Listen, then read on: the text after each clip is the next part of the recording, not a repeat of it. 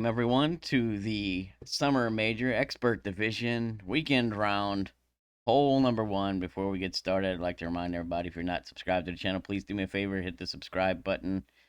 Sure would appreciate it. Doesn't cost you anything. You can also ring that little bell. You get notified every time I go live and release new content. Help me grow the channel. Sure would be nice. So here we're going to be sending a Zerk to the green with a chance at a hole in one. These tweaks that I have here will get you close. You'll probably need to make some minor adjustments based on pull angle, wind strength, and such. If you want to really shoot for the hole in one, you'll have to make some minor tweaks yourself. But these shots and tweaks will get you close and should be a nice, safe putt for eagle. So we're going to be looking at two different things here. The plus yards we pull down to and the wind strength. So our starting position, if you've seen, so at max extension, we're having the right side of the yellow ring touching the bunker there at P5 max extension with an APOC 8. If you have an APOC 7, you'll have a third of the yellow ring into the bunker. APOC 5 and 6 will be 2/3 of the yellow ring into the bunker.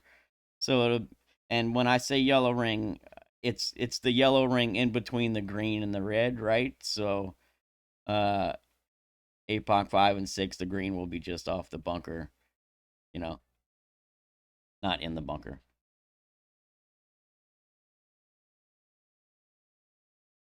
But max extension P5, set your yellow ring where it needs to go.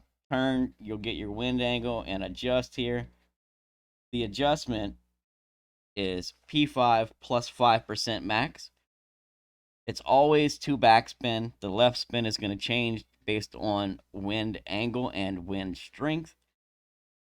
So this is a tailwind angle. If you look, what I'm basically referring my center line to is, see these bushes in the background here?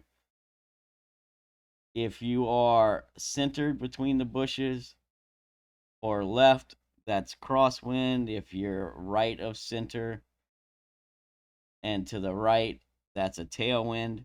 So this is a tailwind angle. You adjust P5 plus 5% max. You're going to pay attention to the plus yards you pull down to. If you pull down to the plus 6 or the plus 7, you push up 7 plus yards. You pull down to the plus 8 or the plus 9, you'll push up 8 plus yards. The plus 10 or the plus 11, you push up 9 plus yards. You pull down to the plus 12, you push up 10 plus yards. Pull down to the 13, you push up 11 plus yards. If you pull down to the plus 14, you'll push up 12 plus yards. Now that's crosswind values. So if you're in tailwind like we are here, then you will subtract 1 plus yard from the values I just gave you, right? And if your wind strength is between 9.4 and 9.8, you'll use 1.1 left spin. 9.9 to 10.3, you'll use 0.9 left spin. 10.4 to 10.8 wind, you'll use 0.8 left spin. 10.9 to 11.3 uses 0.6 left spin. And 11.4 to 11.9 will use 0. I'm sorry, 10.9 to 11.3 uses 0.6 left spin. 11.4 to 11.9 will use 0.4 left spin. That's crosswind values. If you have a tailwind, you're going to add 0.3 left spin to those values that I gave you. So I listed crosswind values. If you have a tailwind, you'll minus 1 plus yard from the push-up, and you'll add 0.3 left spin to the chart, the values that I just gave you. So pay attention to the wind angle.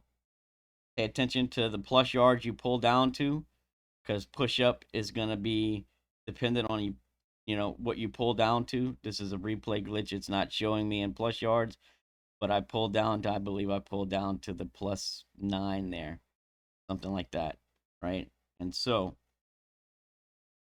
I actually played this one with crosswind values. I forgot to minus my plus 1, and I forgot to add my 0.3 left spin. So you'll see that I'm going to come in a little bit long and a little bit right here. But had I played this with tailwind values, it would have been, going straight at the hole with a good chance at a drop. So it's a little finicky. I definitely recommend you practice this. It can be time consuming to get comfortable with all the tweaks. Of course, you can just always throw it up there, use a mid value, and get your eagle and run. But if you want the hole in one, these are the tweaks that I would recommend. And I also recommend you practice this a few times to give you the best chance at a drop for a hole in one. But as always, I wish you the best of luck. I hope you get the drop, and we'll see you on the next hole.